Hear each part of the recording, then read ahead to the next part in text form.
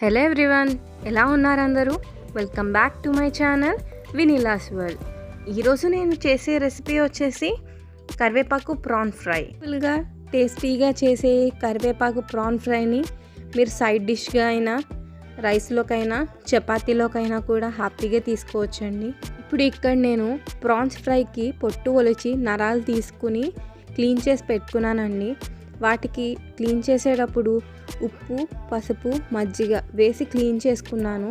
ఇలా ప్రాన్స్ అనే కాదు, నాన్ వెజ్ ఏ ఐటమ్స్ అయినా ఇలా క్లీన్ చేయడం వల్ల నీచు వాసన అనేది ఉండదండి. స్టవ్ ఆన్ చేసుకుని ప్యాన్లోకి నీళ్ళేమీ లేకుండా ప్రాన్స్ని తీసుకోండి. ఇందులో కొంచెం ఉప్పు, పసుపు వేసి కలిపి స్టవ్ సిమ్లో పెట్టుకుని మొత్తం ఎగిరిపోయి మనకి ప్రాన్ చక్కగా ఫ్రై అవుతుంది. చూసారు కదా, ప్రాన్లో వాటర్ అయితే మొత్తం ఆవిరైపోయి మనకి ప్రాన్ ఫ్రై అయ్యి చక్కగా ఉంది. ఇప్పుడు మనం నెక్స్ట్ ప్రాసెస్లోకి అయితే వెళ్ళిపోదాం. ఇప్పుడు ఒక ప్యాన్లో 2 to 3 table spoons of oil వేసుకుని కొంచెం వేడయ్యాక మనం సన్నగా తరిగి పెట్టుకున్న ఆనియన్స్ని అయితే వేసుకుందాం. ఆనియన్స్ కొంచెం పచ్చిగా ఉండగానే కొంచెం అల్లం వెల్లుల్లి పేస్ట్ వేసి మొత్తం కలిసేలాగా కలపండి. ఇప్పుడు ఇందులో కరివేపాకు వేసుకుందాం. కరివేపాకు కొంచెం ఎక్కువగానే ఉండాలి, ఎందుకంటే ఇది మనకి కరివేపాకు ప్రాన్ ఫ్రై కాబట్టి. అలాగే ఇందులో మనం సన్నగా చీల్చి పెట్టుకున్న పచ్చిమిర్చి ముక్కలు కూడా వేసుకోవాలి. సారి కలిపి అందులో సరిపడా ఉప్పు, పసుపు, కారం వేసి పచ్చివాసన పోయే వరకు 1 నిమిషం పాటు వేగించాలి. తర్వాత కొంచెం గరం మసాలా, జీలకర్ర పొడి, అలాగే ధనియాల పొడి వేసి కలపండి.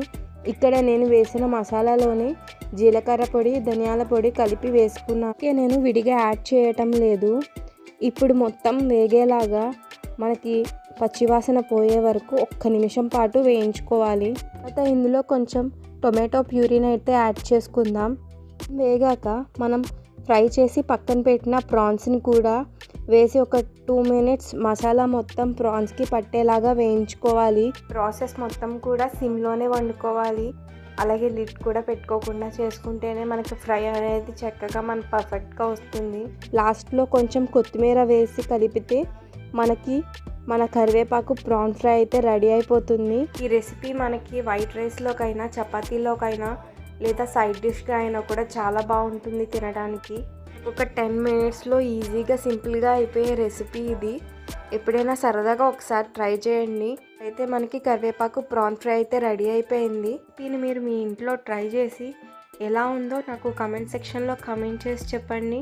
Please do like, share and subscribe to my channel Vineela's world.